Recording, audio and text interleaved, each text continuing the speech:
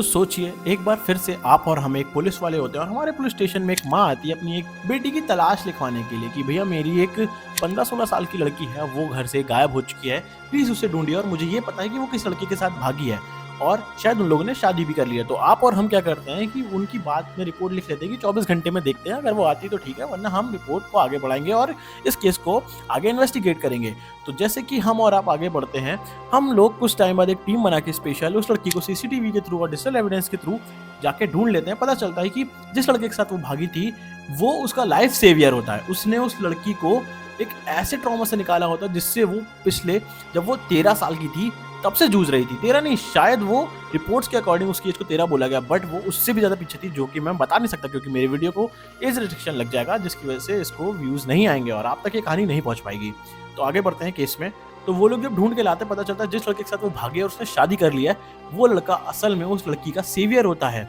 और जब उस लड़की की कहानी सुनते हैं ना और आप सुनोगे तो आपको पता चल जाएगा कि आपके अगल बगल आपको कहीं दूर जाने की जरूरत ही नहीं है, कोई पराया तो ऐसा है ही नहीं। आपके घर के अगल बगल वाला ही आपके ऊपर ऐसा करने के लिए होगा, इवन आपकी फैमिली के अंदर ही आपके अंदर होगा ऐसा। कहीं पे मैंने एक कोट बहुत पहले लिखा था जो मेरी कहीं कॉपी पे है कि इंडिया के अंदर आज सिर्फ वही फीमेल मतलब औरत लड़की बच्ची जो आप बोल लो वही सेफ है जो अभी तक अपनी माँ की कोख में है।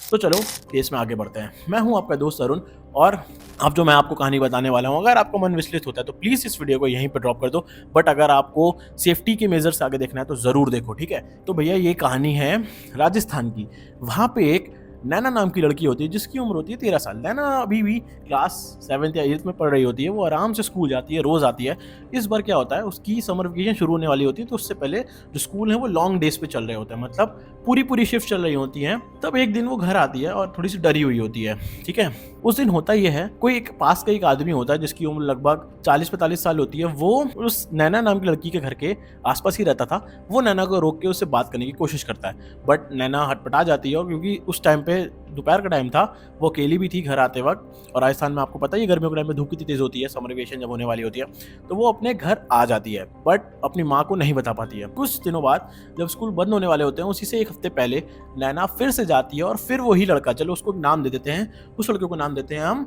राक्षस, क्योंकि उसका जो काम है वो ये वाला है। तो वो जो राक्षस होता है 50 साल का, वो नैना को फिर से रोकता है और इस बार वो नैना को इनअप्रोप्रिएटली छूता है,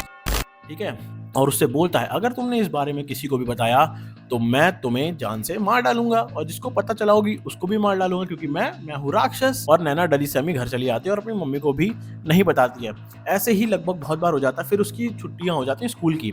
अब एक दिन क्या होता है, वो राक्षस देखता है कि नैना जो है अपने घर पे अकेली है, क्योंकि उसकी मम्मी गई हुई है, पास में ही भजन कीर्तन कहीं चल रहा था वहां पे, और वो उसके घर चला आता है। वो कुछ खाने के लिए देता है और उसमें कुछ ऐसी दवाइयां मिली होती हैं जो कि फीमेल्स में, जो आप समझ सकते हो, जो कि फीमेल उत्साहित करती हैं उनको, और उनके अंदर का जो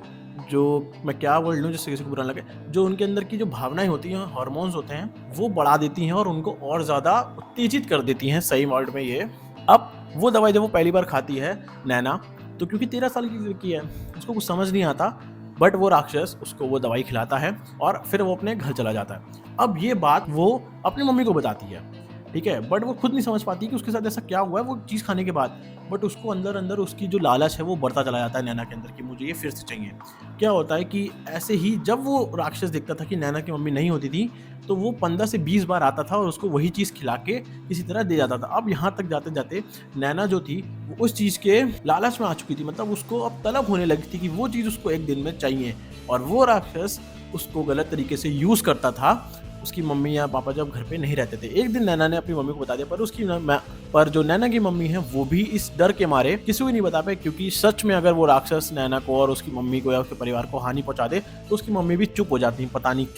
क्यों ये इंडिया के अंदर की जो मम्मी और ये सब है डर जाते हैं इस सब के मामले में। अगर वो उस टाइम पे पुलिस को बताती तो पुलिस कुछ कर सकती थी, बट बहुत ही बुरी तरीके से ऐसा होता नहीं है। अब क्या होता है, क्योंकि वो जो दवाई थी वो बड़ी हुई थी एडल्ट फीमेल के लिए, मतलब जो बड़ी हैं जिनको मतलब आपको वो साइकिल्स नहीं हो पा रही हैं या फिर जो मेनोपॉज के आसपास है उनके लिए।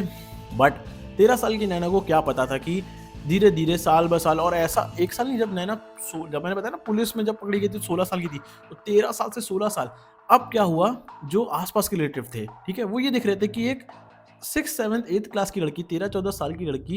इतनी जल्दी उसकी बॉडी में जो बायोलॉजिकल चेंजेस थे वो कैसे हो रहे हैं? क्योंकि ये उस दवाई का साइड इफेक्ट था जिसकी एडिक्ट नैना हो चुकी थी और ये दवाइयाँ उसको राक्षस दे रहा था। राक्षस वहाँ से थोड़े दिन के लिए गायब हो जाता है क्योंकि जो नैना होती है उसकी बॉडी पे विजिबल बायोलॉजिकल चेंजेस और हार्मोनल चेंजेस हो जाते हैं। अब यहाँ पे जाके